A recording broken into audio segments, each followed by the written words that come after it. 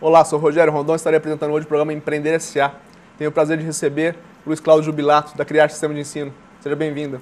Muito obrigado pelo convite, eu adorei, né? Vai ser um programa muito legal. Com certeza. Como é de costume, a gente queria saber um pouquinho da vida do Luiz Cláudio antes de empreender a criar. Da onde veio, a família, que empreendimentos antes do negócio atual você teve ou não teve.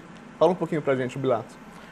Rogério, eu vim de Juiz de Fora, né, Minas, uma cidade que fica mais ou menos a 180 quilômetros do Rio de Janeiro e a 220 de Belo Horizonte. Quase um carioca. Quase um carioca. O pessoal costuma chamar de carioca do brejo, né, assim.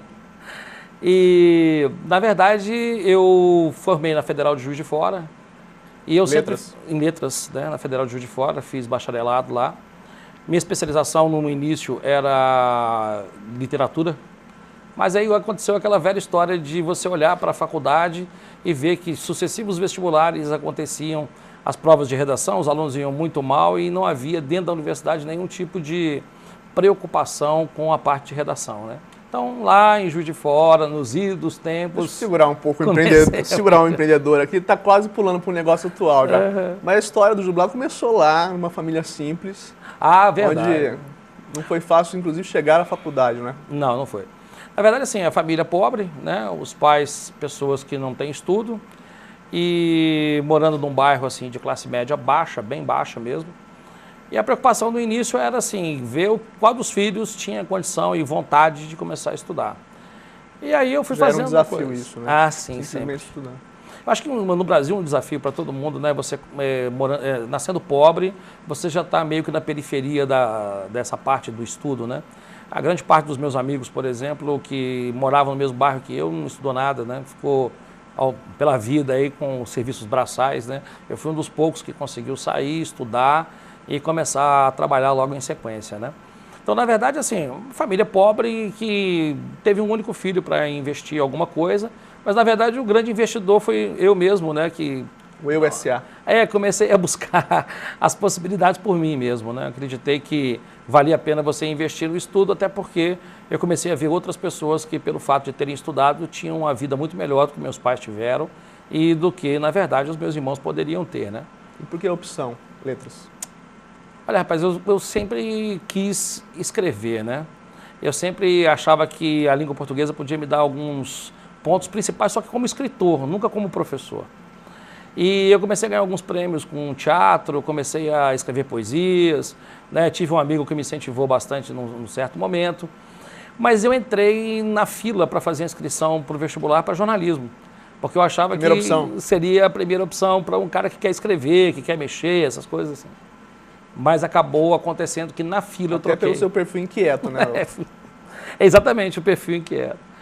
Mas a questão, sabe o que é? Que chegou na hora de entrar na fila para fazer a inscrição, eu troquei na hora. Um amigo meu me convenceu que se eu queria saber português e tudo mais, não era jornalismo que eu tinha que fazer. Queria letras. E eu não sei porque na hora eu troquei. E acabei fazendo inscrição para letras. E comecei a cursar a Federal de Juiz de Fora, numa época complicada, né? Que teve aquela ditadura, né, ainda agonizando, né? Então a universidade era um centro assim bastante complexo, né, para você lidar com as várias tendências que havia na política. Eu gostava de mexer um pouco com essa parte, né? E acabei entrando, e porque na verdade, vou te dizer assim, no primeiro momento, eu imaginei que em jornalismo eu demoraria um pouco para trabalhar. Em letras eu poderia começar a dar aula mais cedo, e como eu disse, né, vindo de família pobre. Paralelamente à própria faculdade. Exatamente. E aí eu pensei que eu poderia ganhar dinheiro mais cedo e poder me sustentar, né? Então, eu entrei na universidade em fevereiro, né? E em julho eu já estava dando aula. Aí eu comecei a dar aula com 18 anos de idade, aí não parei mais.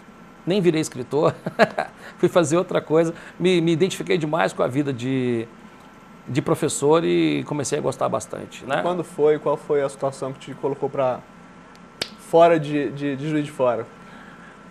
Olha, eu vou te dizer assim, eu sempre fui da ideia de que dentro dos lugares onde você está, estão seus melhores parceiros, né? E eu tinha uma amiga em Juiz de Fora que nós resolvemos montar um curso juntos, né, de português.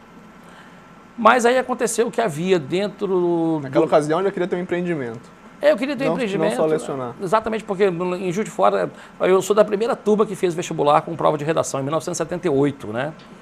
Então, é assim, como eu te falei, a grande problema é que as pessoas entravam numa de fazer redação do vestibular, mas sem saber como que era, né? E não havia nada. Então, nós começamos a pensar em fazer um curso de português juntos, chegamos até a fazer. Para dar esse suporte para...